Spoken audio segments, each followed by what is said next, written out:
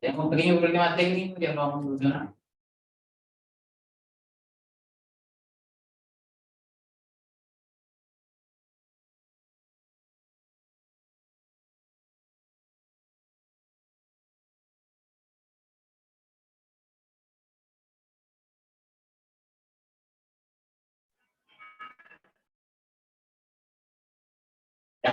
Por mientras que yo estoy acá leyendo las preguntas, o sea, leyendo las respuestas que están dando, les pedí que fueran anónimas, bueno, que dan su nombre, no hay ningún problema.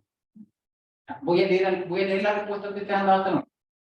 Alguien de ustedes pone, dice, saber que estoy marcando una diferencia en sus vidas. Perfecto. Lo otro, sentirme bien conmigo mismo, conmigo misma. Luego, sentirme parte de algo más grande. Perfecto. Otro dice que tiene que ver con la empatía. Otro va diciendo, si están mis posibilidades siempre de ayudarlo, desinteresadamente, lo ayudo desinteresadamente, sin esperar. Me gusta ver contentos y bien a los otros, me llena el espíritu. Evitar su sufrimiento o malestar. Sentirme parte de algo más grande, al ponerme en su lugar, empatizar y buscar un bienestar. Ser solidario, interesante, algo que se parece mucho a lo que estoy. ¿No?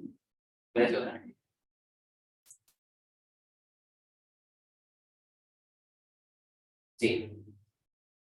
Ayudar desinteresadamente. Ya, perfecto. Sí, yo creo que es suficiente con esa puesto que ustedes acaban de dar. Claro. Sí.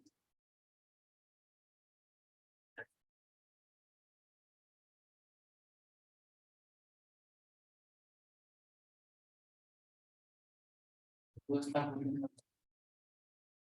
tranquilo.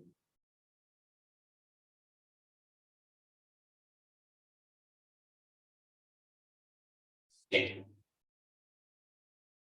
Ya, ahora se está presentando, se está compartiendo la presentación. De sus casas lo pueden visualizar. Si yo no estoy en internet acá, Ya. no sé. Realmente quiero saber si se está compartiendo.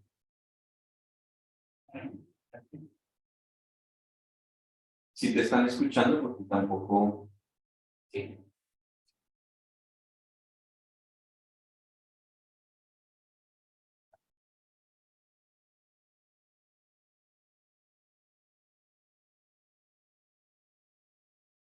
Te está visualizando. Perfecto. Ya.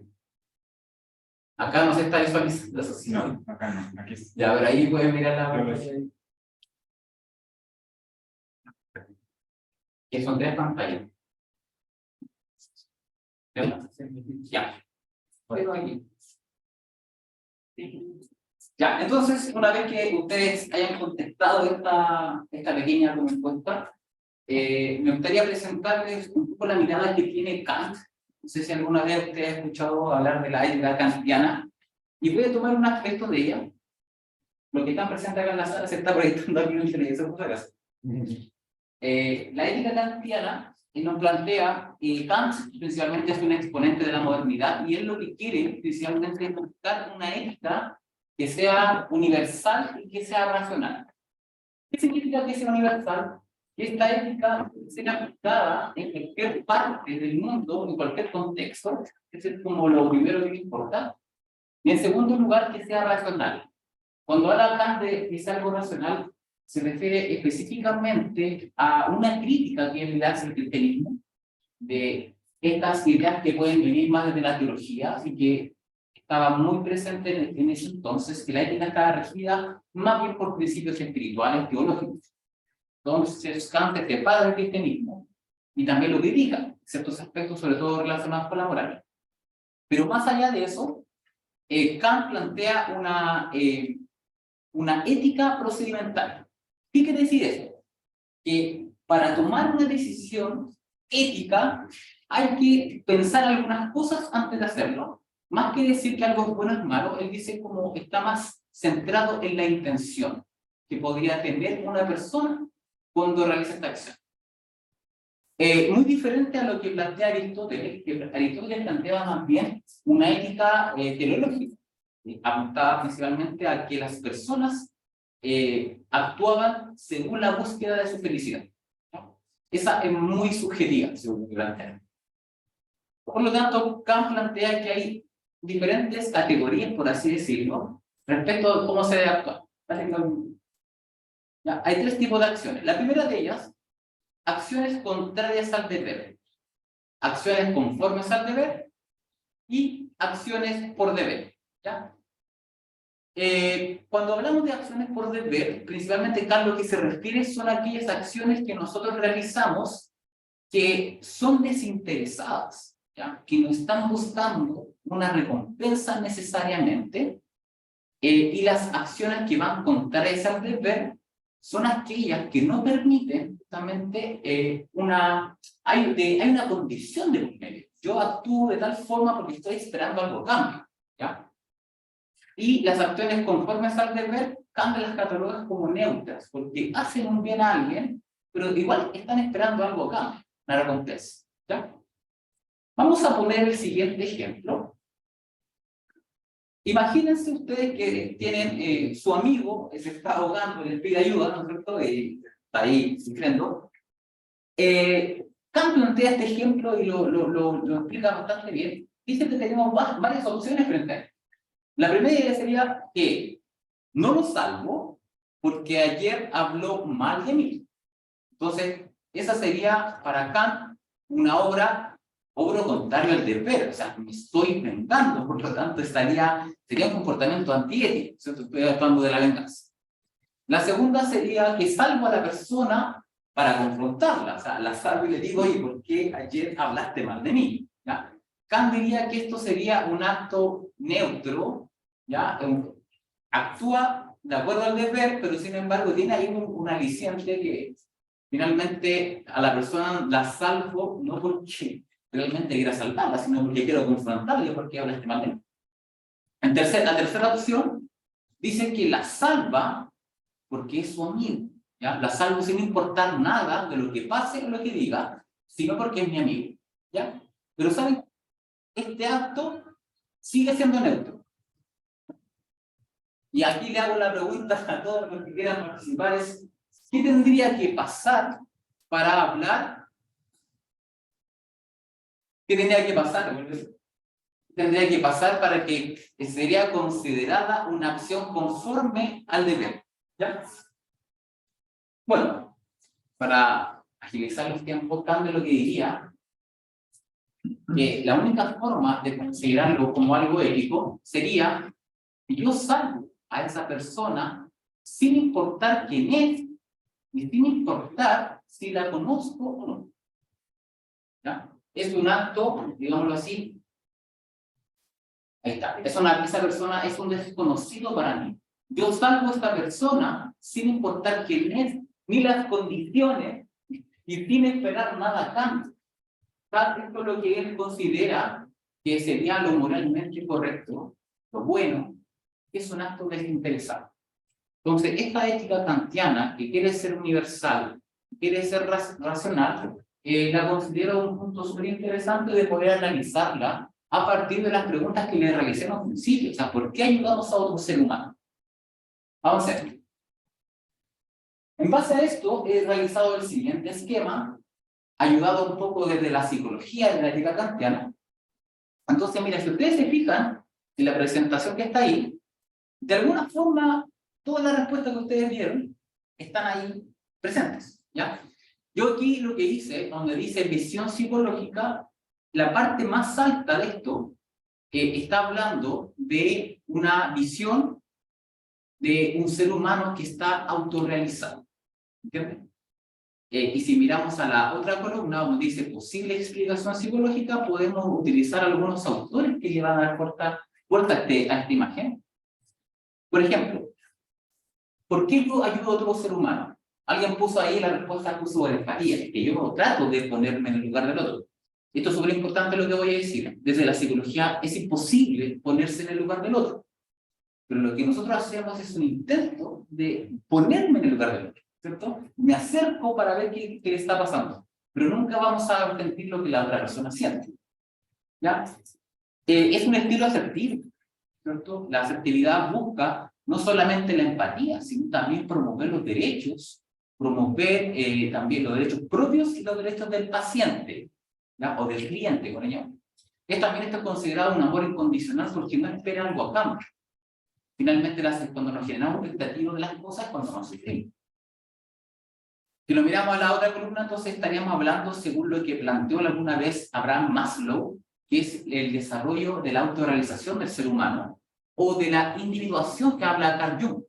Principalmente es como que el ser humano alcanza todas sus potencialidades, ¿ya? Y desde la ética kantiana sería actuar por deber, ¿ya? Esto es un ideal, ¿cierto? Ojalá todos nosotros como profesionales y todas las personas que ayudan a otros sea de una forma desinteresada. Si seguimos bajando la escala se pone un poco más compleja, porque aquí nos vamos a encontrar que hay personas que cuando ayudan a otras lo moviliza un valor social. Por ejemplo, hay un aprendizaje de la solidaridad. Acá en nuestro país, en Chile, para que ustedes sepan, el concepto de solidaridad se utiliza mucho para promover campañas para ayudar a otras personas. Se habla mucho de la Teletón y nada en contra de ella, pero se moviliza y Chile es considerado un país solidario. Entonces, cuando una persona hace un acto altruista para ayudar a otros, sobre todo si esta persona está pasándola mal, es bien visto y bien valorado, ¿ya?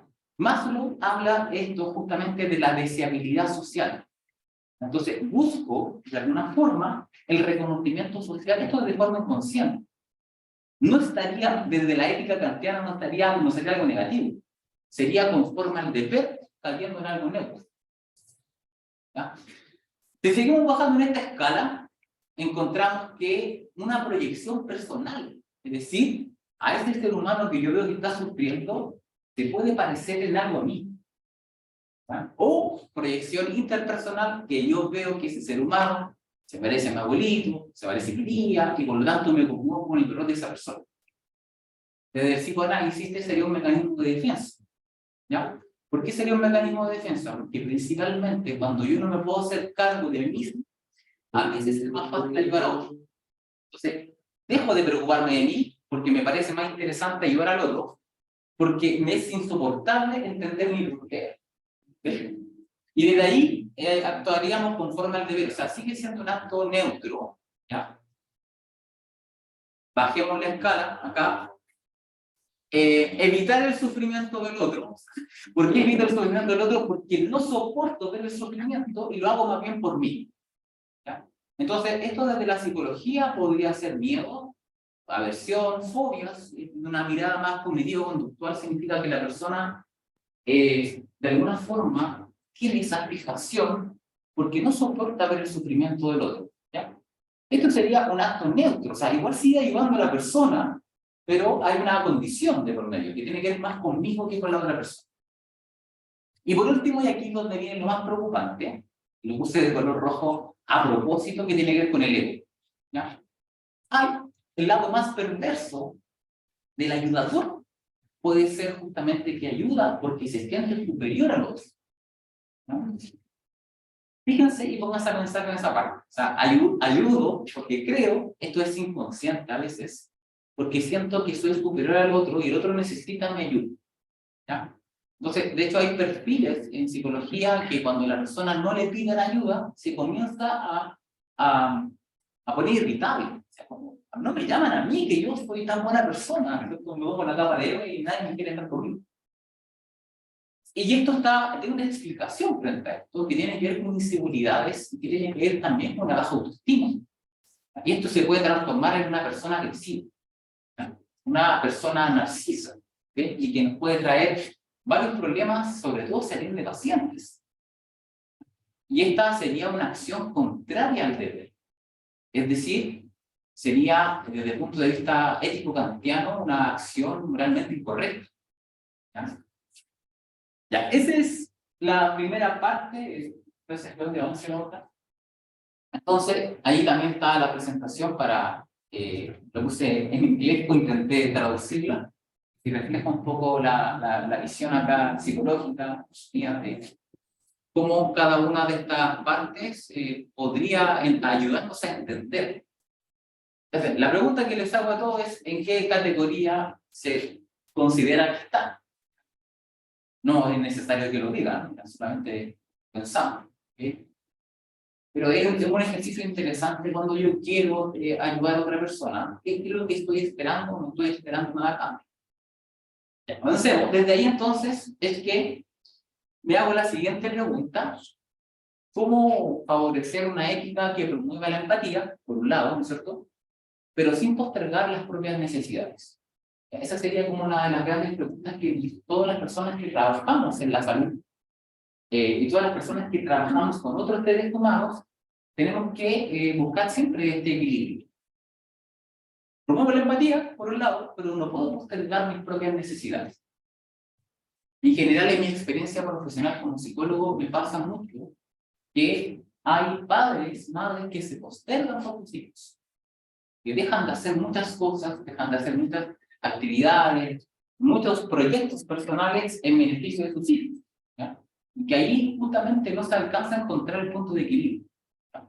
Finalmente hay proyectos, he atendido personas de 60 años aproximadamente, donde finalmente se dan cuenta ahora que dicen que tienen vida. Dicen, oh, ahora me doy cuenta que puedo hacer cosas con mi vida, pero no sé qué hacerme. Claro, porque toda su vida estaba en torno a sus hijos, a las necesidades de ellos, pero entonces cuando les toca preocuparse de ellos, ¿saben qué hacer?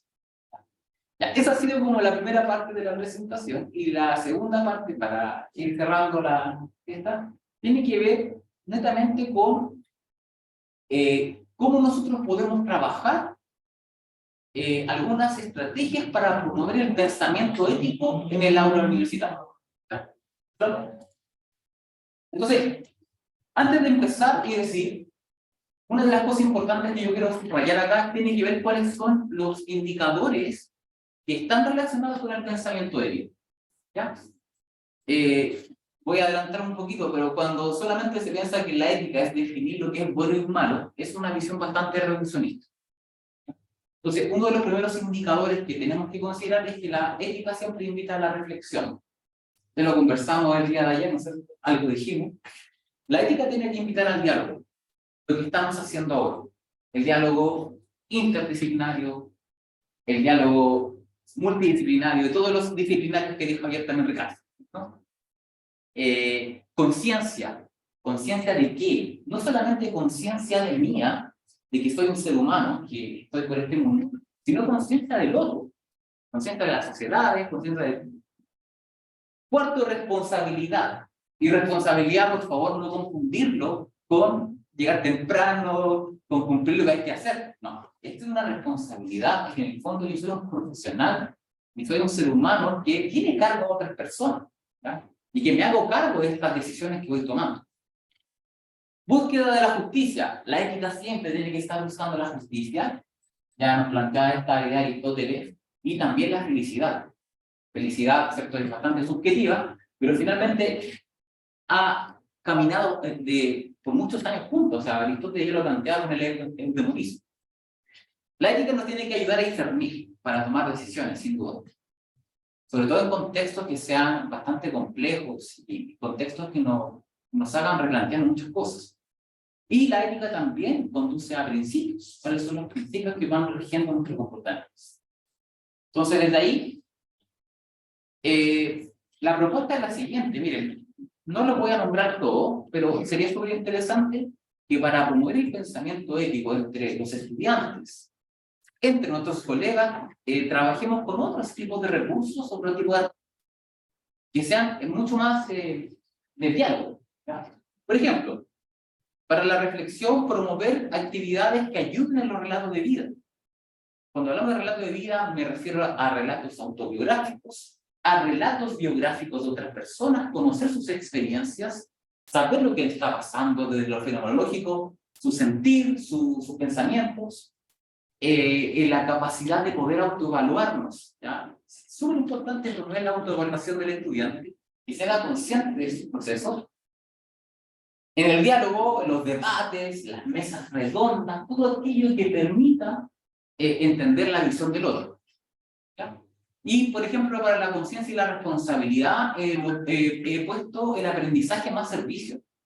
Acá, el sello UTLA hoy día tiene esa, no es para hacerle promoción a la universidad, pero el sello UTLA en las carreras de enfermería principalmente, ¿ya? Y también en la de psicología, tenemos un aprendizaje que se llama aprendizaje más servicio, donde los estudiantes, sin una visión asistencialista, van a las comunidades, van a los barrios, a conocer cuáles son las necesidades, cuáles son los sueños de las personas, para ver qué está ocurriendo en el mundo real. Hay que salir, ¿cierto?, de nuestra aula para ver lo que está pasando afuera. Entonces, esto ayuda mucho a entender, acá en Chile decimos, donde las papas queman, donde están pasando realmente las cosas. Ahí hay que estar, ¿ya? Entonces, felicito a aquellas universidades que tienen instalado este tipo de sistema, donde es bidireccional. Yo recibo, entrego y recibo. Vamos a una conversación, en un diálogo, ¿ya? No tengo la verdad no existe en la ética, ¿ya? Por otro lado, en relación a la búsqueda de la justicia y la felicidad, ensayos, por ejemplo, que permitan al estudiante reflexionar, crear su propia idea, investigaciones, entrevistas, ¿ya? Investigaciones, sobre todo investigaciones como las que presentaba Pierre, o sea, en el fondo, mira lo que está pasando en nosotros, en nuestros países, donde se está atacando lo más importante que estamos acá, la salud.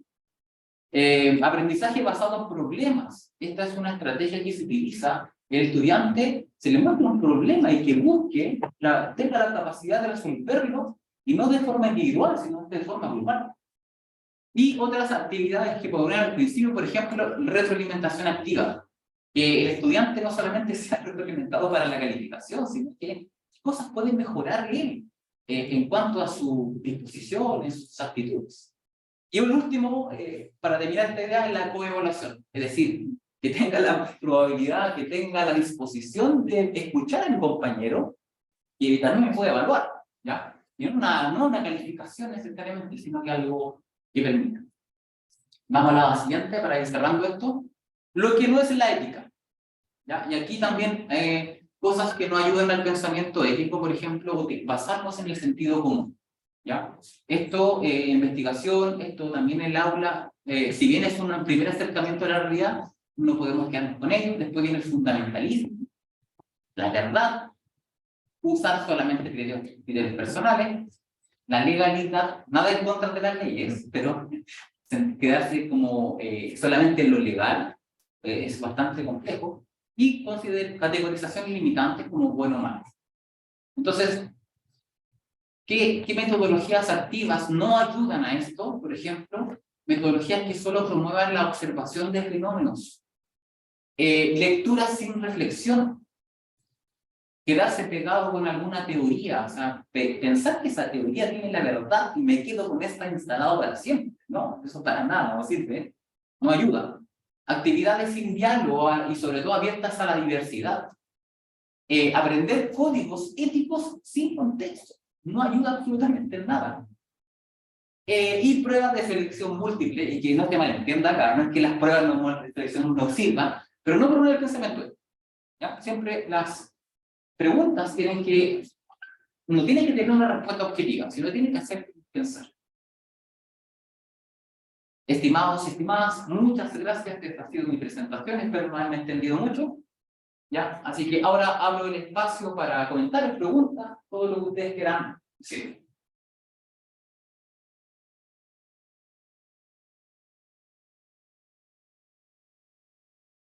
Tengo una pregunta.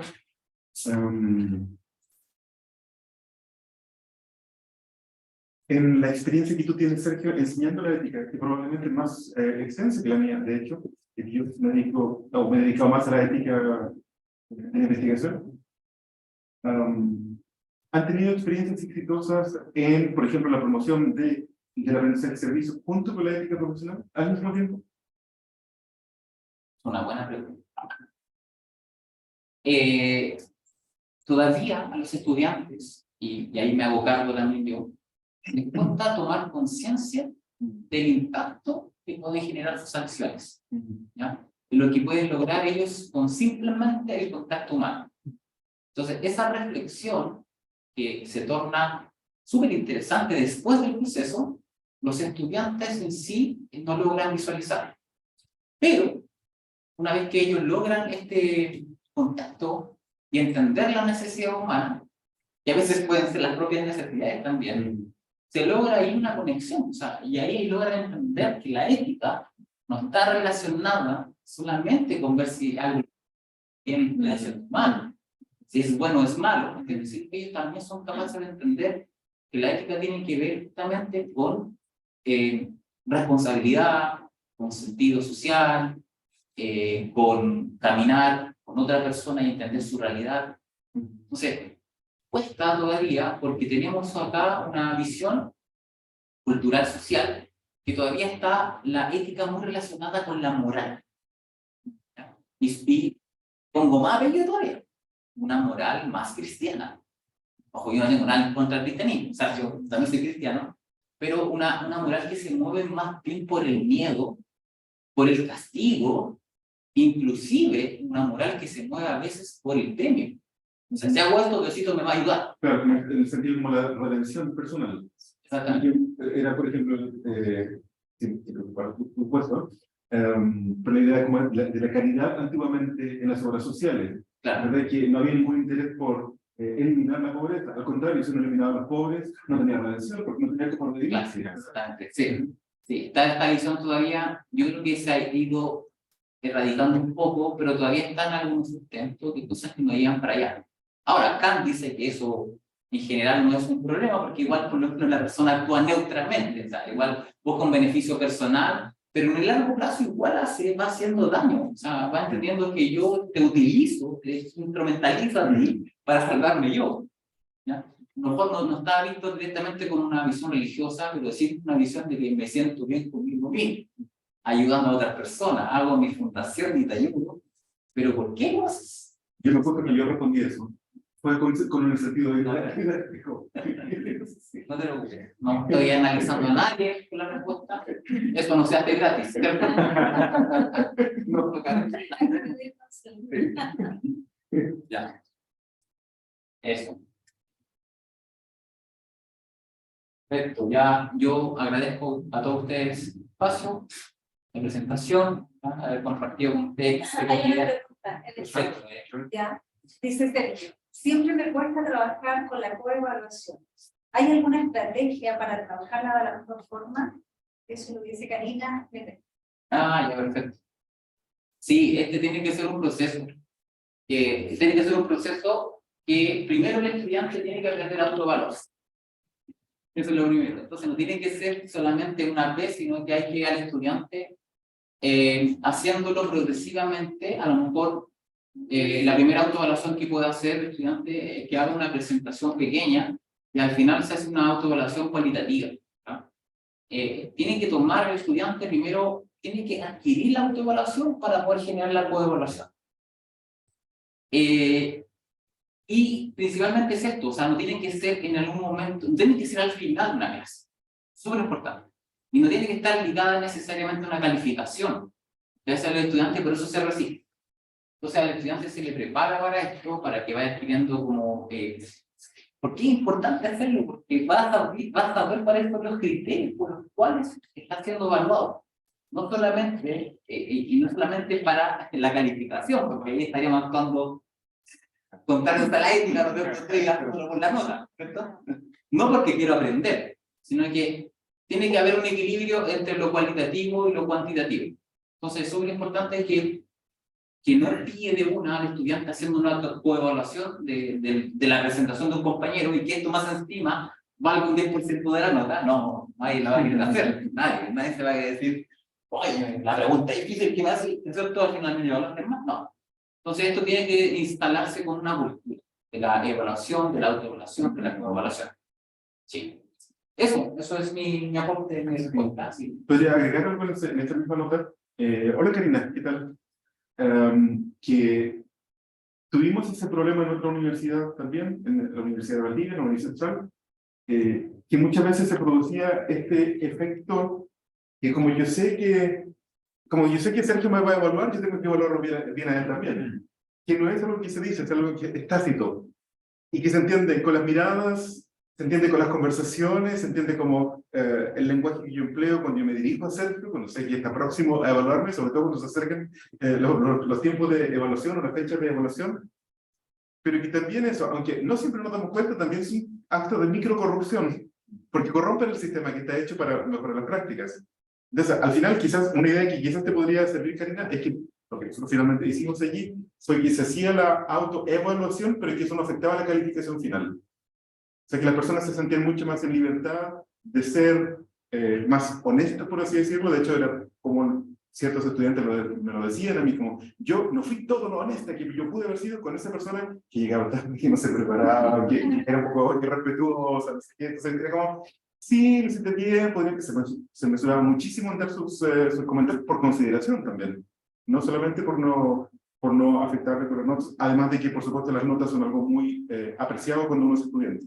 Y la nota es un tema muy, muy sensible, sobre todo también con el factor escolaridad o mensualidad que hay que pagar, que también si me bajan las notas, eso puede hacer la diferencia entre un 3,9 y un 4, ¿cierto? Y el 3,9 me toca pagar mucho más, a veces no yo, sino mi propia familia. Entonces también hay otros factores que pesan en eso. Así que para eliminar eso, claro, decimos que no afectar en la calificación final. Sí, pero que sí, era, mira, tan conforme con estas cosas, o a veces también hacia mí, la calificación que me daban a mí, no afectaba, creo, las calificaciones que les daba a ellos. Sí. Gracias. Gracias, muchas gracias. Ah, eso. Muchas gracias a todos. Muy bien, gracias, Sergio. Continuamos con el show. Continuamos con el otro, Sergio. Continuamos con un invitado internacional, que es el profesor Sergio Anzola. No sé si lo estoy pronunciando bien, yo siempre digo Anzola, pero creo que es poniendo el acento de la señora equivocada. Anzola. Ah, no, perfecto. Entonces, bueno, me gustaría que se presentara a sí mismo también, pero por supuesto, mientras tanto voy a explicar que el profesor Anzola es uno de los pocos abogados en Latinoamérica y en el mundo hispanoparlante que ha trabajado la ética profesional de los abogados, de los juristas. Hay muy, muy poco trabajo y cuando hay, casi siempre es una teorización. Y también es muy útil porque las grandes teorías o los grandes conceptos nos ayudan mucho también a entender la práctica. En teoría social, por ejemplo, siempre decimos, no hay nada más práctico que una buena teoría. Porque eso nos ordena el mundo y nos da los conceptos para poder hacer sentido de lo que nosotros observamos. Pero también ha hecho investigación en ética empírica allí en Colombia, donde SUAFI, que es la Universidad de los Andes en Bogotá. El profesor Anzola ha hecho una tesis muy interesante que vincula la moral personal con la ética profesional en el caso de los abogados, y casi siempre, como en muchos casos de otras profesiones, sigue siendo una caja negra. No sabemos muy bien lo que ocurre allí, o muchas veces los profesionales no son necesariamente conscientes de cómo su visión del mundo, su ética personal, influye también en las decisiones que toma como profesional y cómo se relaciona con sus usuarios, pacientes, beneficiarios, estudiantes, etcétera, o también con los colegas también, con las organizaciones, ¿verdad? Nuestra visión del mundo muchas veces influye sin darnos cuenta en nuestras decisiones morales en la práctica profesional. Por decisiones morales, y esto quizás es una buena precisión que debería ser, las decisiones morales son aquellas que implican la palabra debería. Si yo debería hacer A o debería hacer B. Eso es básicamente una decisión moral, cuando hay la palabra debería. Por eso normalmente cuando nosotros explicamos algo o exponemos también evitamos usar la palabra debería cuando es una sugerencia. Porque yo sé que la otra persona debería hacer eso. Bueno, yo sugiero que, como lo planteamos en investigación, en el entendido que el conocimiento también es limitado, es perfectible y es finito. Pero bueno, a eso me refiero con las preguntas morales. ¿Sigo hablando? No, preguntar al público si se está viendo la presentación de... Ven la presentación del profesor Cristian Malter, sí, la mejor política, que tiene además un tremendo título de la presentación. Lo que nos falta es proyectar cierta, parece con el marco del PowerPoint. Ya, no está como Todavía no va a proyectar. no está en modo presentación, sino está en modo diapositivas individuales por lo izquierdo. Pero se ve bien. Claro, y como tiene su pantalla es más difícil de ver. Sí. Como digo, tiene un título bastante provocador también, y es parte del, sí, ¿no? Digo que es parte del título de la tesis y parte del título del libro, o de un artículo derivado de la tesis. Es el nombre del título de mi tesis y luego del libro, exacto. Bueno, pues buenas tardes a todos y todas. Muchísimas gracias por la invitación, Ricardo y Sergio. Pues yo creo que este es un espacio súper privilegiado porque, como comentábamos ayer, tomando café o en el wine break que tuvimos, tener espacio para hablar de ética profesional, lo que son pocos. Entonces, pues me alegra mucho estar acá con personas que quieren trabajar este tema de distintas disciplinas. Como tú les contabas, yo soy abogado por formación, entonces pues voy a hablar básicamente de las tensiones entre la ética personal y profesional de los y las abogadas. Les quiero contar un poquito cómo y qué me llevó a mí a trabajar en esto. Pues este es el fruto de mi tesis de doctorado en Derecho, pero yo entré pues, a la academia por un interés, pero también por una crisis vocacional, porque sentía que algo no me llenaba de ser abogado, no estaba del todo a gusto con mi carrera profesional. Yo me gradué en el 2007 de Derecho, me fui a hacer una pasantía en una ONG que litiga ante el Sistema Interamericano de Derechos Humanos y que demanda a los estados por violaciones a derechos humanos. Llegué ahí también porque, digamos, la orientación profesional que recibí en la universidad no fue muy buena, como que me gradué y no sabía muy bien qué área del derecho quería hacer, y bueno, salió una oportunidad de ir a participar en un concurso allá, luego salió esta pasantía, y entonces trabajé en esa organización que trabaja por los derechos humanos, y esa pasantía duró como 6 meses, luego se acabó y venía el tema de, bueno, pues ahora tengo que vivir de algo, tengo que ayudar en mi casa con plata y todo esto, y regresé a Colombia para trabajar justamente en el programa presidencial de derechos humanos en el gobierno de Álvaro Uribe, que estaba siendo cuestionado fuertemente por violaciones de derechos humanos. Entonces pasé de trabajar un día con las víctimas de esas violaciones a luego a trabajar con el gobierno que estaba siendo acusado de violar esos derechos humanos. Entonces ahí ya sentía como ese malestar muy incipiente de lo que significa ser abogado, y es si el trabajo que los abogados hacemos es simplemente un trabajo técnico, o si detrás de eso, digamos, uno presta su trabajo y su experticia a una causa en la cual uno cree y con la cual uno está comprometido moralmente. En ese debate de si debería estar convencido de la causa o si simplemente yo debería defender, digamos, a la persona que me contratara para prestarle mis servicios. Entonces duré mucho tiempo trabajando en el Estado colombiano en temas de derechos humanos hasta que ese malestar se fue haciendo como cada vez más presente, y ahí empecé a leer justamente unos temas como de derecho y psicoanálisis, y hablé con una persona de la universidad, una persona que fue mi directora de tesis, y me dijo, bueno, cuénteme qué ha hecho de su vida. Les conté esta historia que les acabo de contar sobre el problema mío con la vocación, y me dijo, usted tiene que hacer una tesis en ética profesional de los abogados. Y yo le dije, no, ni de riesgo una tesis en ética profesional. Para mí ética profesional fue la materia más aburrida en la licenciatura y yo no quiero hacer eso. Y me dijo, piénselo de la ética profesional. Yo creo que eso tiene un buen cruce con la disciplina del psicoanálisis, pues porque el psicoanálisis explora esto de la fragmentación de los sujetos, sus incoherencias, las ambivalencias, las tendencias contradictorias. Y bueno, le hice caso y me siento muy satisfecho de haberle hecho caso a su recomendación, y terminé haciendo mi tesis sobre ética profesional con un lente del psicoanálisis. Pero digamos, a mí lo que me trajo a este tema fue esa profunda crisis vocacional y ese malestar con lo que estaba haciendo en ese entonces.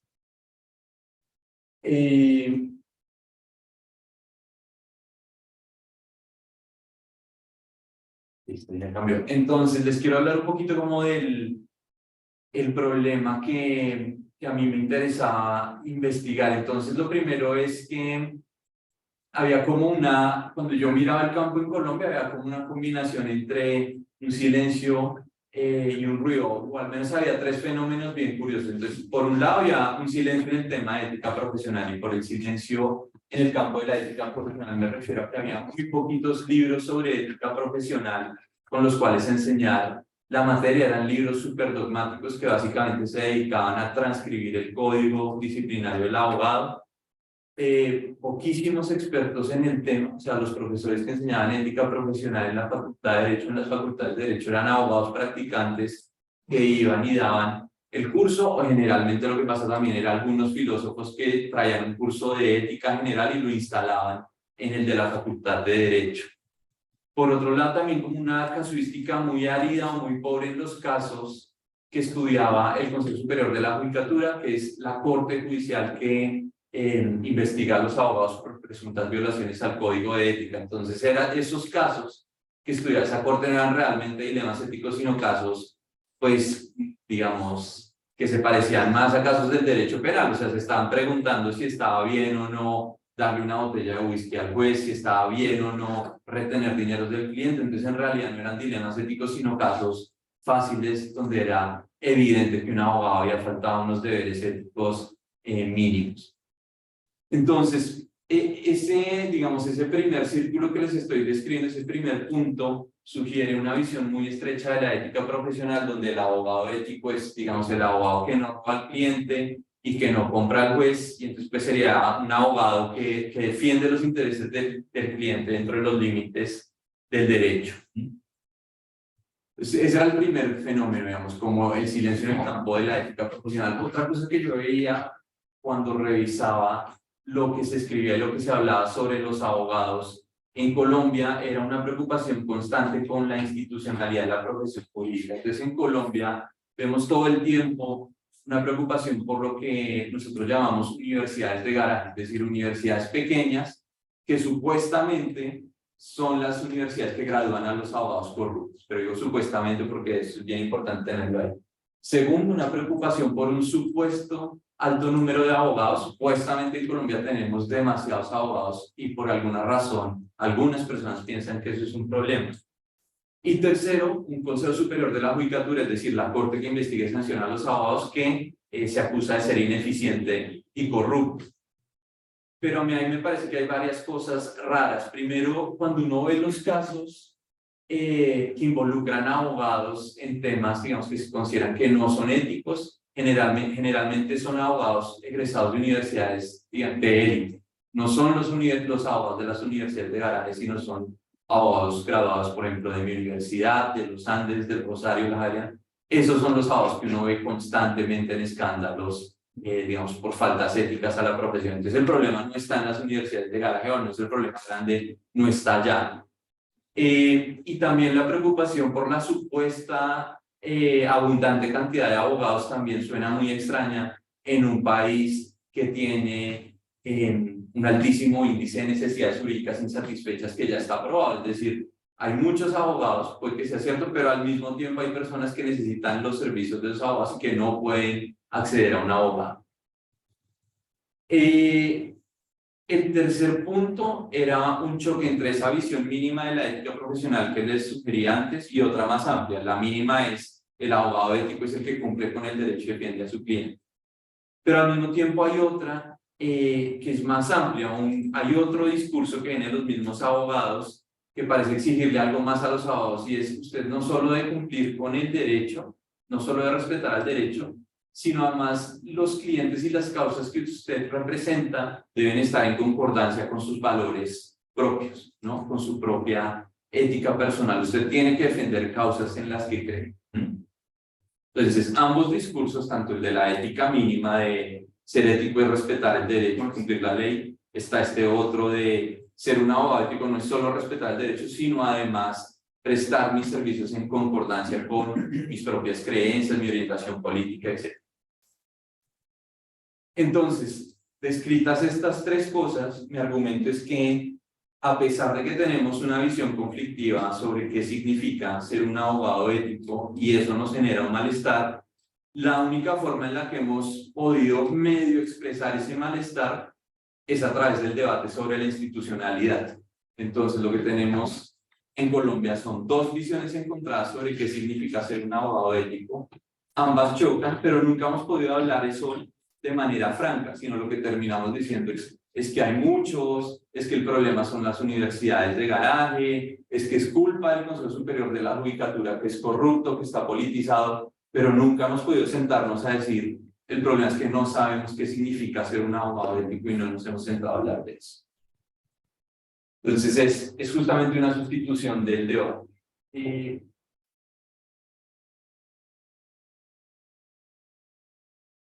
Entonces, estas tensiones entre las dos visiones, ¿cómo aparecen? Esto que están viendo ahí es un dilema ético, digamos, muy sencillo, con el cual yo abro el curso de ética profesional que imparto en la Universidad de los Andes, pero estas son las típicas situaciones en las que uno se pregunta si un buen abogado puede ser al mismo tiempo una buena persona. Si quieren les doy ahí un par de segundos para que puedan leer el caso.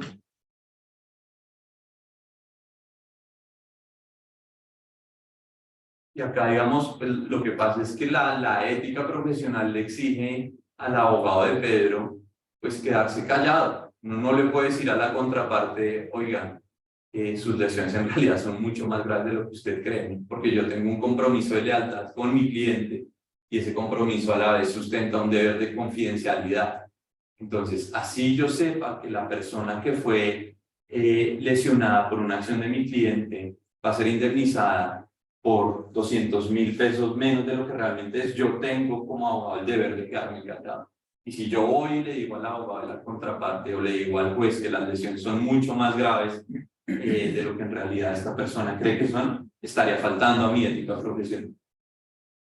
Pero al mismo tiempo quedarme callado me hace sentir mal como persona, ¿no? Porque estoy, digamos, sustentando una acción, un daño a otra persona que es ilegítimo, un daño que esa persona no debería soportar y que mi cliente, digamos, estaría llamado a reparar.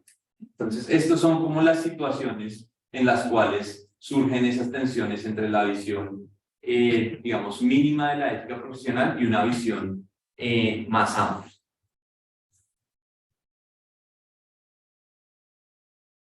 Entonces, estas son las dos preguntas de investigación que guiaron mi trabajo doctoral. Entonces, era, primero, si los abogados colombianos realmente experimentaban tensiones entre su ética personal y común y la ética profesional, y si las experimentábamos, ¿por qué no hablábamos o escribíamos sobre ellas? O sea, ¿por qué en Colombia no se habla nada de eso? A pesar de que es un país con bastantes abogados, donde los abogados tienen un rol importante dentro de la sociedad. Entonces, eso era lo que yo iba a hacer en mi tesis doctoral, salir a dar respuesta a estas dos preguntas. Como les dije, lo que yo traté de hacer fue acercarme a este problema a través del psicoanálisis. Yo no tengo una formación de psicoanalista, pero digamos, en mi proceso doctoral hice una revisión bastante extensa de literatura, yo me había psicoanalizado por un buen tiempo, entonces sin tener las pretensiones de saber de psicoanálisis, pues en todo caso traté de usar algunos conceptos específicamente de la teoría psicoanalítica de Freud para iluminar el problema que yo quería investigar. Entonces, por un lado estaba el concepto del síntoma, que es la sustitución de un fenómeno que debería haberse manifestado, pero que se estanca en el inconsciente, y el síntoma es entonces una transacción entre dos tendencias opuestas. Es una sustitución que busca satisfacer dos tendencias que están chocando entre ellas mismas, y al final el síntoma es como esa sustitución. Y entonces, volviendo un poquito al tema que les mencionaba en la diapositiva anterior, mi argumento es que el discurso de la institucionalidad y el silencio en el campo de la ética profesional puede ser leído o entendido como un síntoma, como una sustitución. ¿Y una sustitución de qué? De ese choque más profundo entre una ética mínima y una ética más ambiciosa. Entonces, en lugar de hablar de esas dos cosas, el síntoma termina siendo, hablemos de la institucionalidad. Hay demasiadas universidades de garaje, hay demasiados abogados, la corte de investigar a los abogados es corrupta. Ese es el síntoma que termina sustituyendo, digamos, este choque entre esas dos visiones de la ética. Ahora, ¿por qué se origina el síntoma y por qué no podemos hablar de la ética abiertamente? Yo creo que son por tres razones que voy a explicar más adelante. El primero es porque las normas jurídicas que se refieren a la ética profesional del abogado diluyen o esconden esas tensiones en Colombia.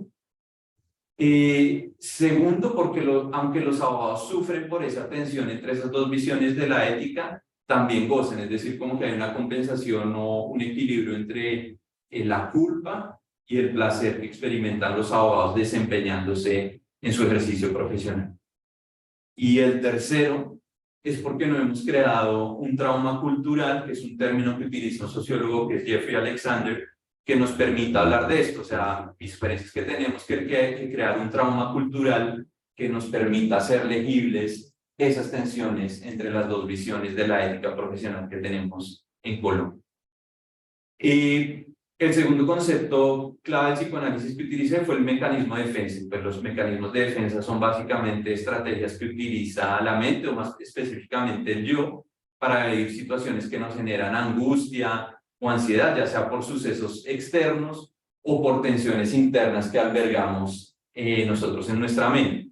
Y uno de los mecanismos de defensa típicos pues son la proyección, no es poner en otras personas los problemas que yo tengo. Y creo que en el caso bajo estudio también se manifestaba esto en esta idea de el problema no es la ética de los abogados, no está ahí, no es que no sepamos qué es ser un abogado ético, el problema está en somos muchos, hay escuelas de derecho muy malas, etcétera, etcétera. Y el tercer concepto es el del trauma. El trauma se entiende como un suceso que causa el síntoma.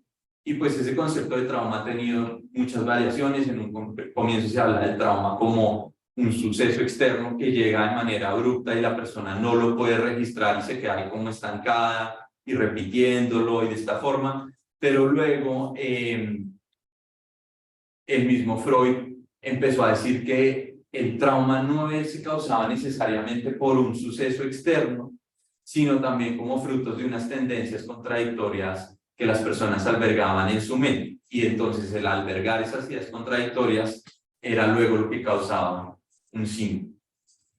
Entonces yo me traté de apoyar en esos tres conceptos para pensar un poquito el problema del silencio de la ética profesional en Colombia.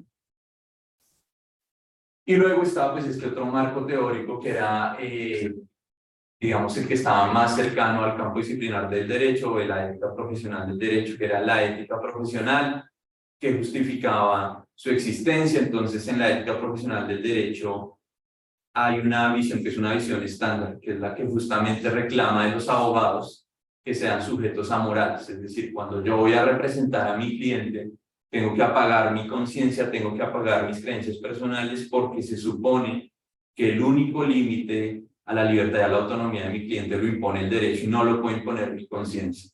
Entonces, si yo voy a representar a un cliente que yo personalmente considero que no es digno de mis servicios, que persigue una causa inmoral, pero que en todo caso el derecho le da cabida a perseguir su causa, yo debería representarlo y no podría interponer digamos, mis juicios personales para negarle mis servicios a esta persona. Y en contra también de esa visión estándar de la ética profesional, pues han salido unas visiones más alternativas que cuestionan esta idea de que la libertad y la autonomía sean los valores más importantes para la ética profesional. Se cuestionan de por qué no deberían ser otros valores como la verdad, la solidaridad, la responsabilidad, etc. Y hay otra parte importante dentro de ese marco teórico de la ética profesional, eran los costos que emanan de esa visión estándar de la ética profesional que llama a los abogados a ser sujetos amorales. Entonces ahí hay unos costos personales altísimos, pues el sentimiento de alienación, de fragmentación de la vida. Entonces yo cuando me pongo mi traje de abogado y voy al juzgado tengo que ser esta persona amoral que se rige únicamente por lo que dice el derecho, pero ya una vez me quito el traje entonces ya volver a ser bueno y entonces tengo que sembrar árboles y ayudarle a una persona adulta a cruzar la calle, como esta fragmentación que siempre sienten los abogados de en nuestro trabajo hacemos mal, pero entonces luego por fuera del trabajo compensamos todo lo otro. Pues bueno, esa era como otra parte del marco teórico. Entonces, volviendo a las preguntas de investigación, mis preguntas de investigación eran: ¿los abogados colombianos experimentan tensiones entre su ética personal y profesional? 1. Si las experimentan, ¿por qué no hablamos de ellas? Entonces ahora lo que yo tenía que hacer era ir y buscar esas tensiones. Entonces lo primero que yo tenía que hacer era ver si en el ordenamiento jurídico colombiano era plausible que se dieran esas tensiones. ¿Por qué tenía que hacer eso? Porque yo toda la literatura que había revisado sobre la ética profesional de los abogados venía de Estados Unidos y también de Australia. Y esos sistemas jurídicos son distintos a nuestros, son sistemas jurídicos mucho más adversariales, donde los abogados en los procesos judiciales, digamos, defienden de manera más celosa los intereses de sus clientes en comparación a sistemas mixtos como los que tenemos en Colombia. Era posible que en Colombia no habláramos de esas tensiones porque el ordenamiento jurídico no ponía a los abogados en esa situación de tensiones. Tenía que ir y ver las normas, tratar de interpretarlas, entenderlas y ver si generaban esa tensión. Y luego era justamente ir y entrevistar a abogados y conocer un poco de cómo vivían su ejercicio profesional, si tenían sentimientos de culpa, etcétera, etcétera. Entonces, al momento de ir y revisar las normas para ver si era plausible la existencia de esas tensiones, dividí mi estudio en 3 fases. Lo primero era ver las normas en el papel y ver esas normas que sugerían. Entonces, a grandes rasgos, las normas de ética profesional en Colombia, que no están únicamente en el Código Disciplinario del Abogado, sino también en los códigos procesales, que es donde se ponen las pautas de juego que guían los procesos que los abogados ventilan ante los jueces. Lo que yo veía es que en Colombia, contrario a Estados Unidos, por ejemplo, los abogados tienen un deber de colaborar para construir la verdad, mientras que en Estados Unidos pareciera que el sistema procesal le dice a su abogado: oye, usted tiene que defender a su cliente a toda costa, y el otro abogado tiene que hacer lo mismo, y ese choque de argumentos que cada uno hace, se van limpiando los argumentos de hecho y derecho para que al juez le lleguen los mejores. Entonces, mi obligación en ese sistema adversarial es contraargumentar todo lo que me diga la contraparte para yo hacer mi mejor argumento. ¿Sí? Yo no tengo ningún deber de colaborar con la construcción de la verdad. Contrario a eso, en el ordenamiento jurídico colombiano, los abogados sí tienen un deber de colaborar. Yo tengo la obligación de producir pruebas que incluso pueden resultar perjudiciales para mi cliente. Entonces, esa diferencia en la estructura de los 2 ordenamientos me sugería, pues tal vez en Colombia las normas que guían el actuar ético de los abogados que se ajustan más a la ética común. Yo no me meto en una moral de rol, sino defiendo a mi cliente, pero eventualmente tengo que tener en cuenta que yo también colaboro con la búsqueda de la verdad, de la administración de justicia, etcétera, etcétera. Entonces, pareciera que en la fase 1 no tendría por qué haber tensiones. Pero luego cuando uno va pasando, como dice acá de la síntesis a la ruptura, lo que me daba cuenta es que eso que estaba en el papel luego no se cumplía. Esto era lo que les decía ahorita. Las diferencias entre el sistema procesal adversarial y el mixto. Pero entonces acaba, cuando uno empieza a ver esas normas en acción, parece ser que sí se empiezan a ver un poquito las tensiones. Entonces en Colombia, la Corte Constitucional dice todo el tiempo que los abogados cumplen una función social, que no se trata únicamente de defender los intereses de su cliente, sino que tiene un compromiso mayor. Pero cuando uno empieza a examinar la jurisprudencia que ha sacado la Corte Constitucional sobre asuntos como el secreto profesional, los límites o los topes a los honorarios, uno se empieza a dar cuenta que esa idea de la función social siempre es tímida o está matizada, ¿sí? Entonces al final no es que tenga un contenido tan claro y discernible. Y por otro, el ejercicio disciplinario de parte del Consejo Superior de la Judicatura, es decir, la Corte que investiga y sanciona a los abogados, no es real, es muy pobre. Entonces, en el papel sí tenemos todo este deber de actuar de buena fe, ayudar a la búsqueda de la verdad, no dilatar los procesos, etcétera, etcétera. Eso que está en el papel no termina aplicándose en la práctica. Entonces, estas son unas cifras que muestran justamente esto. Entonces, miren, por ejemplo, en el 2013, ingresaron 2.060.000 casos, digamos, a la jurisdicción, digamos, el total de la jurisdicción en Colombia. Si uno multiplica eso por 2, porque en cada caso siempre hay 2 abogados, uno representando a cada parte, le daría que el número de abogados litigantes potencialmente disciplinables eran 4.121.024 en el 2013. El número total de abogados sancionados fue 544, es decir, el 0.013% de esos 4 millones. Entonces, esta cifra a uno le sugiere 2 cosas, o que los abogados en Colombia son unos ángeles que se comportan de la mejor forma y no hay por qué disciplinarlos, o todo lo contrario, es que el sistema para disciplinar a esos abogados es completamente ineficiente. Y en el 2014, pues a uno le mostraría una cifra muy similar. Es decir, tenemos un Consejo Superior de la Judicatura que no está sancionando a los abogados.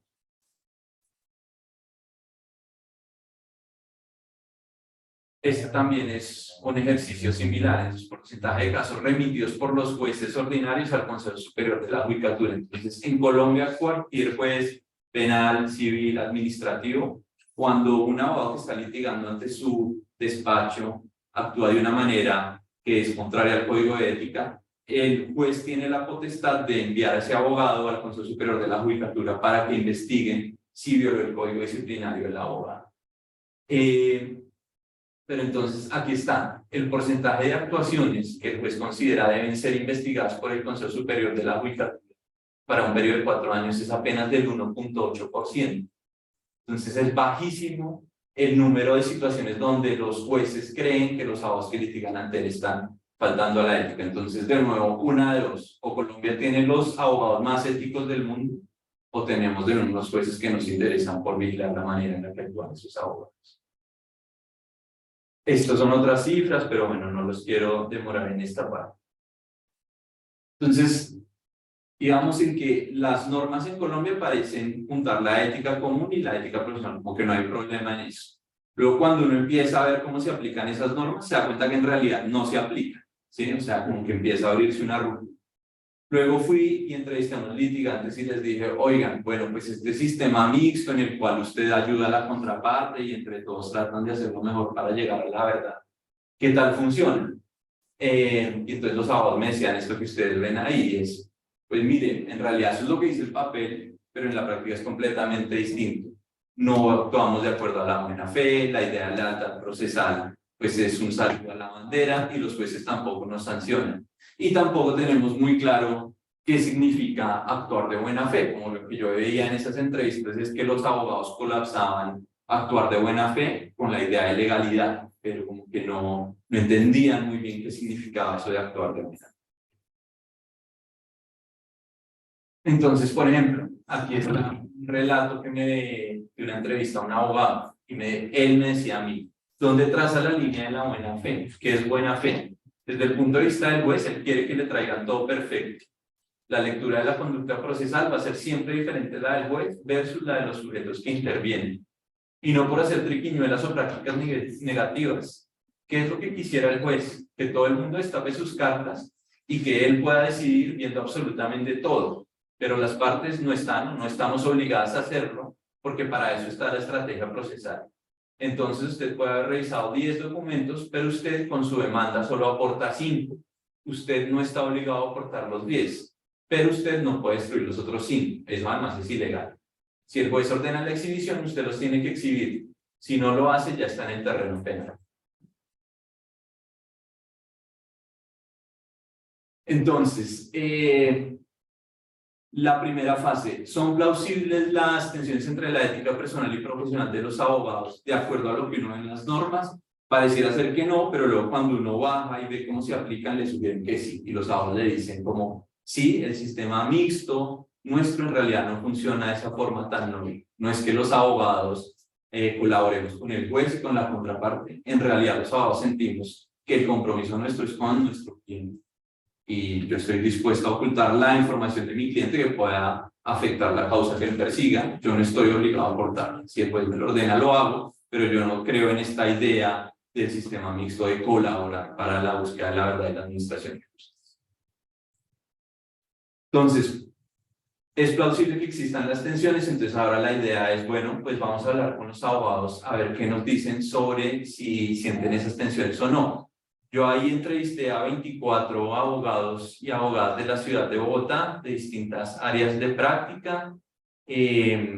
La muestra sí está un poquito sobre representada en hombres, había mujeres, pero me acuerdo que al final había un poco más de hombres.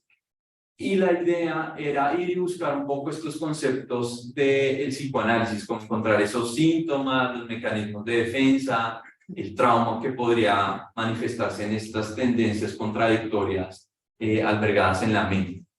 Entonces ahí el psicoanálisis funcionaba como telón de fondo al momento de hacer las entrevistas. Entonces, ¿qué encontré cuando hablaba con estos abogados? Encontraba que sí tenían sentimientos de culpa, la gran mayoría de ellos. Uno los expresaba de manera más abierta y otros como de una manera cifrada. Al mismo tiempo, a pesar de que manifestaban sentir culpa por actuar de acuerdo a la ética profesional, parecía haber un goce en la profesión. Los abogados decían que les gustaba ser abogado, y ahorita les voy a leer unos extractos de eso. Pero también los abogados manifestaban sentir mucho temor. Decían que ejercer el derecho en Colombia les daba miedo, que sentían que en cualquier momento podían atentar contra su vida o integridad y que también sentían miedo, digamos, de los juicios morales que se hicieran sobre ellos. Déjenme les leo acá un par de extractos.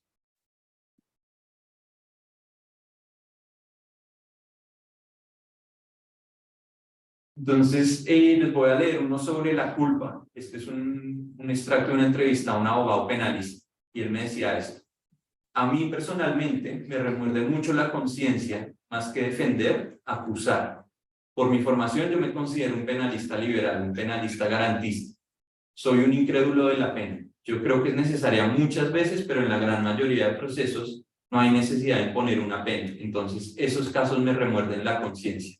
Cuando uno de pronto trabaja en una firma de abogados penalistas y tiene que presentar una denuncia porque ese es el negocio y joderle la vida a una persona en cierta medida, entonces eso sí me remuerde mucho la conciencia. Este que les voy a leer ahora es de un civilista. Entonces mi pregunta era, ¿en su ejercicio profesional alguna vez ha tenido sentimientos de culpa?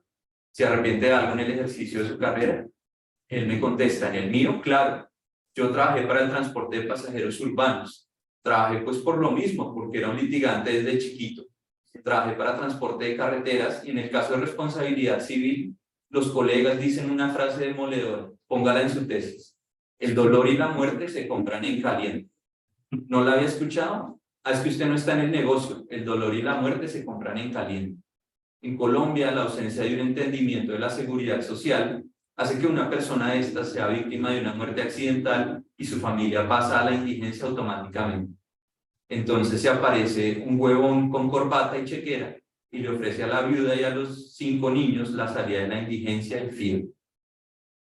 Y luego él me dice, ¿cómo fue su pregunta? Y yo le digo de nuevo, si en su ejercicio profesional alguna vez había tenido sentimientos de culpa o si se arrepentía de algo. Me contesta, yo sí creo. ¿Sí sabe quién era Ebenezer Scrooge? ¿Se acuerda del señor Scrooge de Un Cuento de Navidad? Y se acuerdan que este señor que lo visita el fantasma de su pasado. Entonces, él me dice, yo me acuesto con eso porque yo de joven durante muchos años hice tratos, hice acuerdos, hice consideraciones. Gané pleitos aquí en circuito. Claro, uno probatoriamente es mucho más hábil que la contraparte y eran casos donde no sé si era dolo, pero sí había responsabilidad.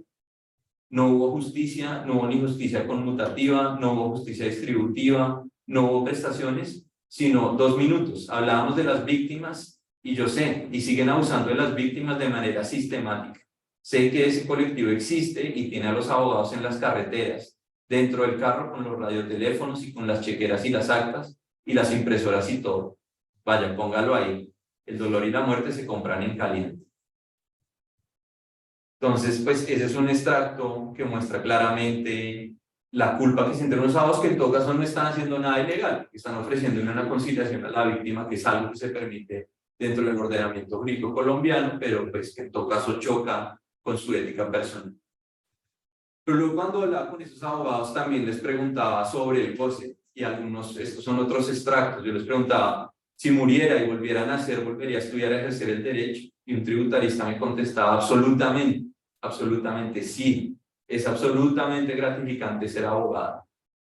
El civilista que les acaba de leer del otro extracto me decía eso, me decía segurísimo, sin lugar a dudas, yo soy un gran profeta de abogados, yo me voy a los colegios de mis amigos, de mis sobrinos, de mi hijo, y yo los cojo y les hago un tour de los circuitos, es decir, de los juzgados. Los llevo a una audiencia de esas bien emocionantes e inmediatamente entran donde yo capturo almas para el derecho. Y el penalista que les había leído antes un extracto también me decía, yo sí, soy inmensamente feliz con lo que hago. Entonces ahí está como esta fragmentación entre culpa y un goce, ¿no? Entonces, si hay una dosis de malestar y culpa importante en la profesión, ¿por qué los abogados no hablan de ella? ¿Por qué persisten en una profesión tan dura? Pues cuando ya muchos de ellos tienen suficiente dinero y habrían podido dedicarse a otra cosa. Entonces, aquí yo creo que lo que hay es justamente un balance entre ese goce y esa culpa. Y ahí cuando traté de volver al psicoanálisis para entender, para ver qué puede decirme el psicoanálisis sobre eso, pues también me percaté de algo que era obvio desde el comienzo y es, al menos, Freud se había interesado mucho más entre las tensiones que surgían entre la moral y los impulsos, pero no había pensado, no había escrito mucho sobre las tensiones que podía albergar el superyo por tendencias contradictorias, es decir, por un choque entre lo que en este estudio sería la ética profesional y la ética personal. Pero, por ejemplo, en el yo y el ello, ahí sí da pistas como de incipientes de esas tensiones, y era ese mandato de serás como tu padre y harás lo que haga tu padre, pero al mismo tiempo no harás lo que hace tu padre, como este amor al padre, pero esta idea de matar al padre. Entonces, digamos como que al menos en el psicoanálisis parecía haber una semilla que explicara esa tensión entre el superyo, que en un comienzo parece ser muy homogéneo, muy monolítico, pero que al menos en el caso de los abogados lo que yo encontraba era que era sumamente fragmentado entre lo que les ordenaba la ética profesional, pero por otro lado lo que les pedía su ética común personal. Por último, ya para ir cerrando porque los debo tener cansados. Entonces, ¿de dónde viene la idea del trauma cultural? Cuando yo me metí a hacer el estudio de toda la bibliografía, como les comentaba, me topé con que mucha de ella venía de Estados Unidos. Y otra cosa que me sorprendió era que viniera de allá, pero además que hubiera florecido en los 70s. O sea, cuando uno revisa la bibliografía era como, no se hablaba nunca de ética profesional, nunca, y en los 70 de un momento a otro una explosión increíble en la cantidad de artículos, libros publicados, los cursos de ética se vuelven obligatorios en las facultades de Derecho. Y eso coincide con estos dos casos, el caso de Watergate, que es el espionaje que le hacían los republicanos a los demócratas cuando Nixon estaba apostándole a la reelección, pero lo que menos se sabe de Watergate es que todas las personas que planearon el espionaje eran justamente abogados. Entonces, cuando empiezan a investigar en Watergate, hay una frase famosa donde están listadas todas las personas y tienen un asterisco al lado. Un personaje de estos que está en las comisiones de la investigación dice, ¿quiénes son los que tienen el asterisco? Todos esos son abogados. Entonces en Estados Unidos eso despertó mucho una preocupación por la ética de los abogados, que fuera, digamos, este escándalo fraguado de abogados que se supone que son las personas que más están llamadas a respetar el derecho. Y por el otro lado está este caso súper interesante, que es un caso, digamos, lo más mundano, que es el caso de los cuerpos enterrados.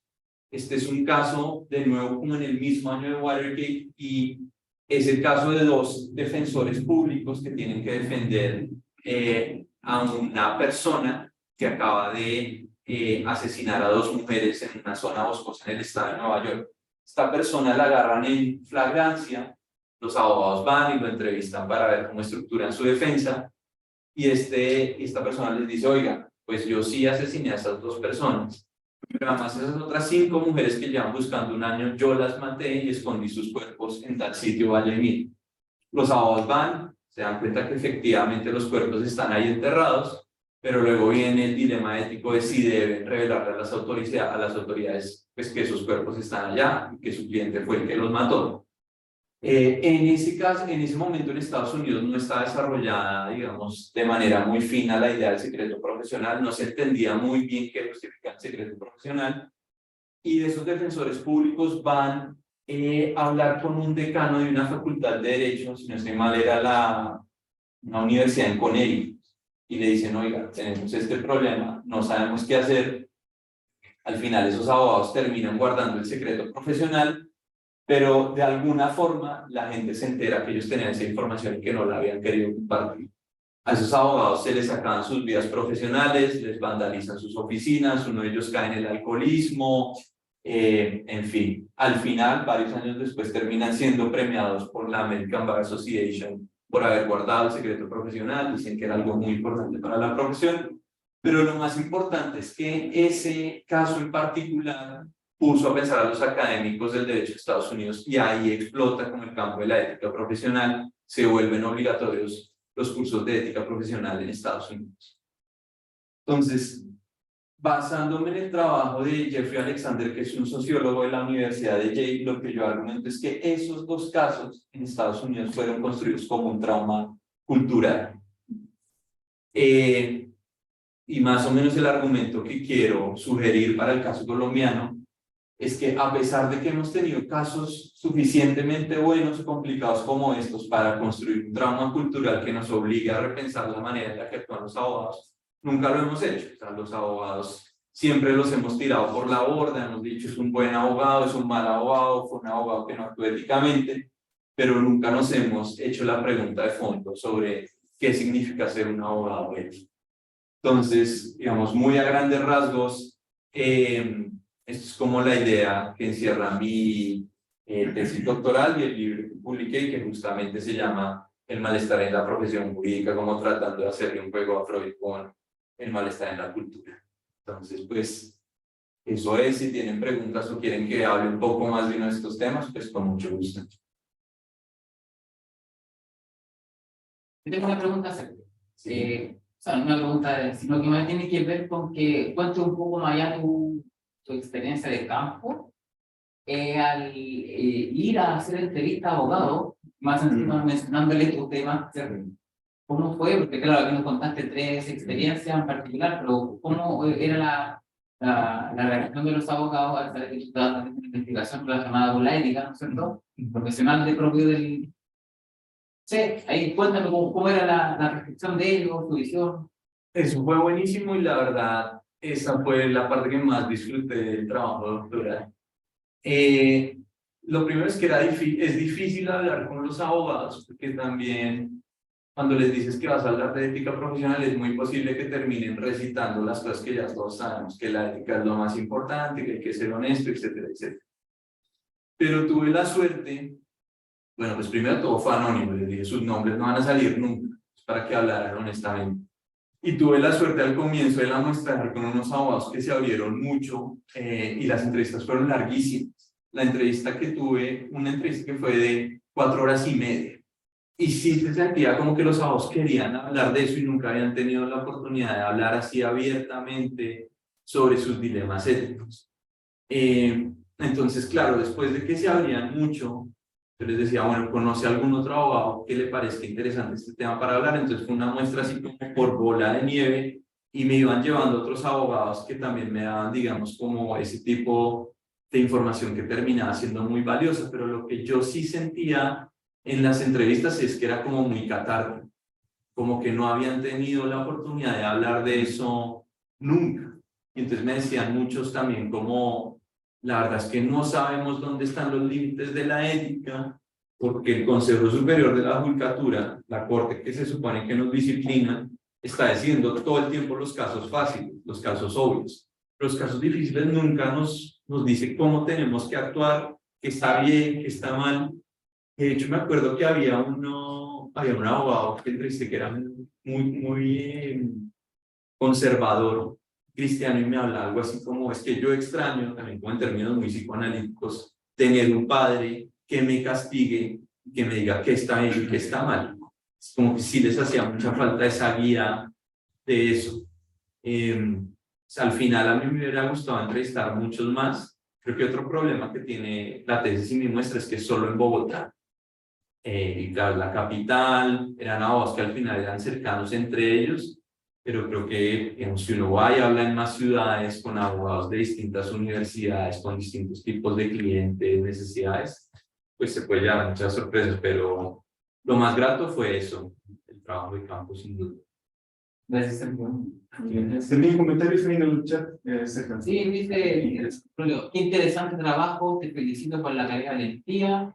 La Anita le pone interesante marco de análisis, orientándose más allá de la conducta, sino los orígenes, consciente, inconsciente, y muy agradecido.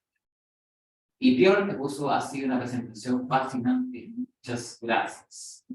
Ahí. Tengo una pregunta que siempre mis intereses son conceptuales. Que tienen por afán para entender mejor el trabajo, pero también la forma en que tú piensas. Que es muy importante también cuando está desarrollando una colaboración, va a entender la forma de pensar. Y es cuando tú empleas o tomas prestado estos conceptos de la psicología y los aplicas a tu observación. En esa aplicación, tú estás considerando a los abogados como individualmente, como agentes morales, o como una agencia colectiva, en tanto profesión. ¿Quién es el sujeto a quienes quién es la unidad a la cual se aplican estos conceptos del psicoanálisis? ¿Es la profesión en su conjunto o son las personas que ejercen como abogados? Sí, ¿se entiende la pregunta? Sí, se entiende. Es una buena pregunta y no me la había hecho, no me la habían hecho. En el libro tampoco toco ese tema explícitamente, pero yo creo que los estoy pensando más de manera colectiva. No creo que los esté pensando individualmente. Claro, si los estuviera pensando individualmente, creo que el trabajo no tendría, digamos, como la potencia que creo que puede tener, es porque estaría ahí analizando cada sujeto de manera individual y eso no me interesa, si no me interesa pensar la profesión. Sí. El riesgo cuando uno lo piensa colectivamente es la crítica que ya también le habían hecho a Freud y es si podemos trasladar esos conceptos del psicoanálisis del individuo a las masas o a las colectividades. Y tu trabajo me recuerda mucho otros, acá es el micrófono, ¿verdad? Sí, me recuerda a otros debates que existen en la teoría de las profesiones que tienen que ver con la autonomía profesional. Y muchas veces en esos debates no siempre se ha considerado esta distinción de si hablamos que las personas individualmente son autónomas y que por tanto su autonomía profesional es una extensión de su autonomía como individuos libres y que actúan en condiciones de no coerción, o si la profesión es autónoma en el colectivo. Y si es en esta segunda acepción, el colectivo también, para que pueda ser autónomo, necesitaría también de una agencia moral colectiva, una especie de conciencia, como atribuyendo características humanas a un grupo. Y hay siempre esta tensión en esta discusión de la autonomía profesional. Si efectivamente un grupo puede ser autónomo, o si las personas individualmente autónomas, desde una perspectiva de derechos humanos lo somos. Está buenísimo y digamos como que yo lo había pensado la autonomía en el término individual, pero cuando lo mencionas en el colectivo creo que se torna mucho más interesante.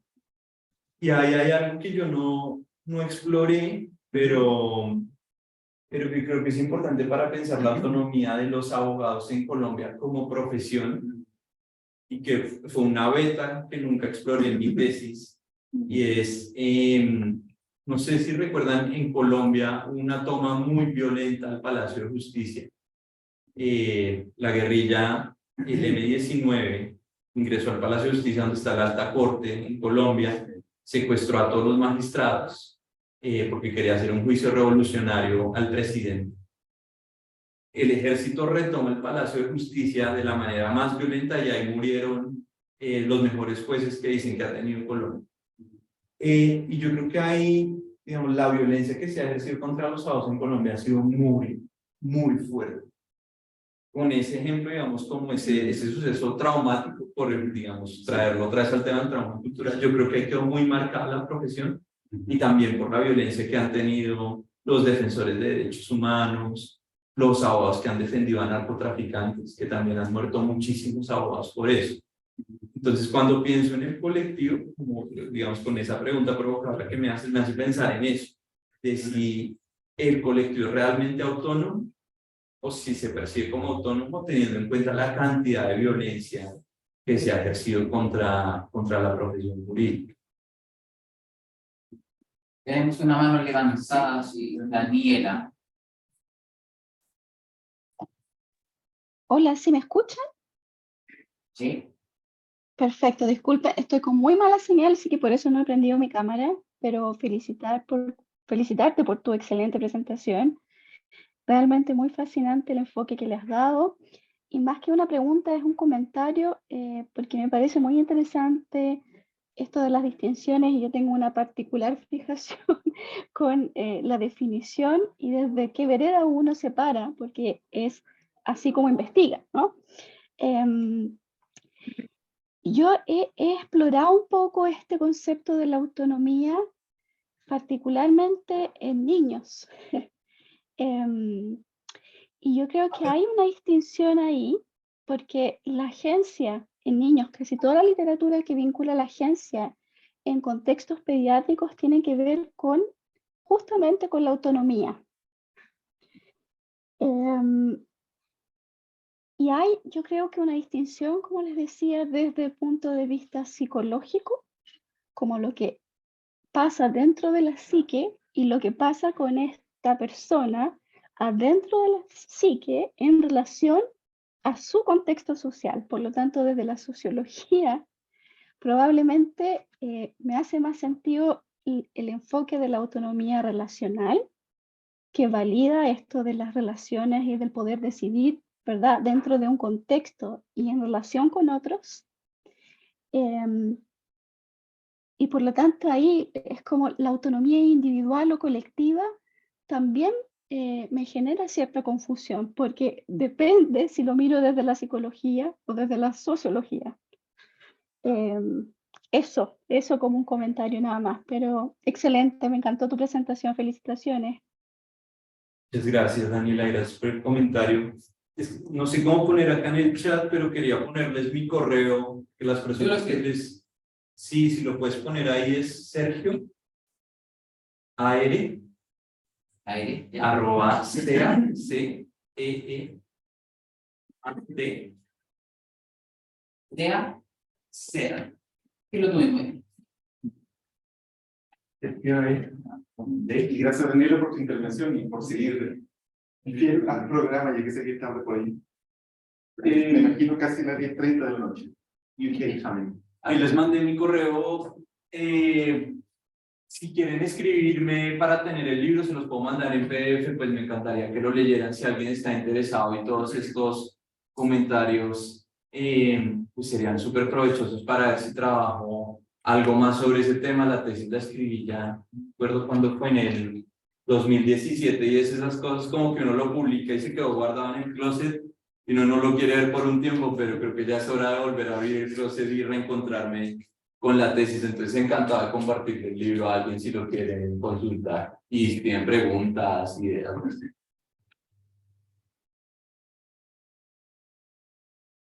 Profesor Sergio, no tengo más que Gracias. agradecerle nuevamente por la visita y por la excelente presentación, que yo creo que es muy estimulante. Para mí. Buenísimo, no, gracias por la invitación, Ricardo. Bueno, yo, a mí me corresponde junto con Sergio, el profesor Sergio Rojas, hasta el cierre de estas. Me debería decir exitoso, un poquito gringo a veces, como successful, pero exitosa en el sentido de que se han cumplido, desde mi expectativa por lo menos, todo lo que yo esperaba y mucho más. Y he visto también la motivación de las personas en participar, en particular una demografía bastante joven. No sé dónde quedaron los señores antiguos que enseñaban ética y nunca se tan ocurrido, como que desaparecieron del mapa, tal vez como nosotros, y no nos damos cuenta. Sergio, a su posibilidad. Sí, ¿no? Un sabor bastante rico, por así decirlo. Va a ser de choclo. Claro, que me gusta esta instancia de compartir, de conversar, y más encima que podamos escuchar una diversidad de profesiones y que un poco escuchando a Sergio, era como, claro, tenemos esta necesidad de conversar de estas cosas, no guardarlas, porque cuando se las guardamos, cuando empiezan a poner, son los traumas, los tabúes, y claro, estaba pensando para la segunda. Quiero hacer en Colombia. Para la segunda, ¿cómo podrías lograr y cuál sería como la temática o qué línea? Porque ahora fue como abierta, pero también tiene que ver con las necesidades que vayan surgiendo en las propias personas interesadas. Y yo muy contento de haber ayudado, participado en este proceso y abierto a ir a Colombia. Preparo mi maleta. Sí. Eso le damos. Y yo te agradezco a ti personalmente, Sergio, por haber organizado este evento. Y en realidad la gente no lo sabe, pero en este evento es la primera vez que nosotros nos conocemos de persona. De todo organizado online, hemos intercambiado correos electrónicos, hemos tenido videoconferencias por distintos motivos. Es la primera vez que estamos aquí en cuerpo presente, así que te agradezco muchísimo. No creo mucho en esa división ficticia entre académicos investigadores y académicos disciplinares que hay gente que le gusta crear jerarquías de manera artificial. Y aquí nosotros hemos trabajado de manera muy armónica, como colegas, y ha sido una experiencia muy agradable. Y como manifestación de mi agradecimiento, tendré que entregarlo. Hacen hecho. No mucho que ver con lo que te va a gustar porque me di cuenta que te gusta el vino. Así que, como te saben, ya necesitamos una niña. Así que muchas gracias por tu trabajo. Y pido una aplauso. Y también, no, al contrario, no es cocina más pero escucha que te va a gustar de todas maneras. Yo tengo un mensaje final para dar, y lo voy a dar en francés por consideración a profesor de Canadá y de español. Así es que, si me permite, me voy a sentar y lo voy a leer. Pierre, est-ce que tu es là? Yes, I'm here. Tu m'entends? Je t'entends très bien. Très bien. J'ai un petit mot pour finir cette conférence, c'est un mot de clôture. Je vais dire d'abord en français puis en espagnol. Dans des congrès avec de l'argent, on a souvent un pot de départ. Dans des congrès plus pauvres, on n'a plus rien à partager que des réflexions. Il y a énormément de choses que j'ai appris au cours de cet événement. Je voudrais souligner certains messages principaux que nous pourrions peut-être emporter chez nous. Nous avons besoin de mettre en place des mécanismes créatifs pour renforcer l'éthique organisationnelle afin de soutenir la prise de décision au lieu d'aggraver la situation ou les situations par des conflits d'intérêts de la part de managers, toujours dans le cadre d'une transformation culturelle et sociale, plutôt que d'une stratégie isolée. D'autre part, les valeurs professionnelles et institutionnelles fonctionnent comme des coordonnées de notre structure décisionnelle ou GPS morale, pour pouvoir survivre dans les règles existantes et en même temps éviter ou atténuer la souffrance morale. Qui mieux que vous, les femmes, c'est que l'accès à la justice sociale passe aussi par le questionnement, la contestation et même la transgression de règles ancrées dans les structures dont nous avons hérité. C'est ce qu'on appelle en sciences sociales l'agencement, agency. Qui d'autres que les professionnels sont là pour faire du sens, donner du sens et interpréter les contextes et les situations? Qui d'autres que nous aurait à évaluer les conséquences de nos actes professionnels sur les autres espèces, le sol, l'eau et l'air? De plus, cela nous amène à croire de façon erronée que seulement certaines personnes sont autorisées à parler d'éthique et même à utiliser le mot éthique. Il y a quand même 4 questions que j'aimerais beaucoup que vous apportiez avec vous, chez vous, pour vos livres de travail. Quels nouveaux apprentissages ai-je tiré de cet événement? Quelles nouvelles questions me sont venues à la suite de ces idées? Avec qui, parmi les personnes que je rencontrais lors de la conférence, aimerais-je rester en contact et ajouter à mon réseau professionnel de contact? Avec quelles 3 personnes de mon entourage aimerais-je parler d'éthique professionnelle pour les infecter, on va dire, avec la pensée éthique? Ces questions sont certainement une invitation à garder l'éthique à votre esprit et à servir d'agents multiplicateurs. Un grand merci à nos hôtes et visiteurs, surtout ceux qui sont venus de l'étranger, surtout Pierre, venus de l'autre extrémité continentale. Merci de partager des idées et des enseignements. Merci beaucoup encore à tous et à toutes. Jusqu'à un prochain congrès d'éthique professionnelle. Palabras de cierre. Los congresos con dinero a menudo tienen un brindis de despedida. Los congresos pobres no tienen nada más que compartir que reflexiones. Hay muchos aprendizajes que he logrado durante este evento personalmente, pero quisiera enfatizar algunos mensajes principales que podríamos llevar a casa tal vez.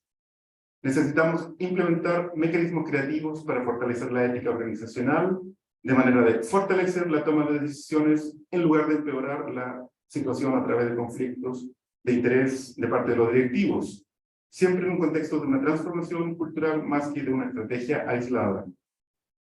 Por otro lado, los valores profesionales e institucionales funcionan como coordenadas de nuestra estructura decisional o GPS moral, nos dice Daniela, para poder navegar las reglas existentes y a la vez evitar o mitigar el sufrimiento moral, lo cual hemos hablado también ayer. ¿Quién mejor que ustedes, las mujeres, saben que el acceso a la justicia social pasa también por cuestionar, interrogar e incluso romper las reglas arraigadas en la estructura que hemos heredado? Es eso lo que en ciencias sociales denominamos agencia o agency. ¿Quién, sino los profesionales o las profesionales, están allí para hacer sentido e interpretar los contextos y situaciones? ¿Quién, sino nosotros, tendríamos que evaluar las consecuencias de la actuación profesional o de nuestra actuación profesional sobre las especies, sobre el suelo, sobre el agua, sobre el aire? Además, esto nos remite a la creencia errónea de que solo ciertas personas están autorizadas para hablar de ética, o incluso usar la palabra ética. En mi opinión, nadie puede monopolizar el uso de este término. Hay también 4 preguntas que me gustaría que se lleven con ustedes a sus casas, a sus lugares de trabajo.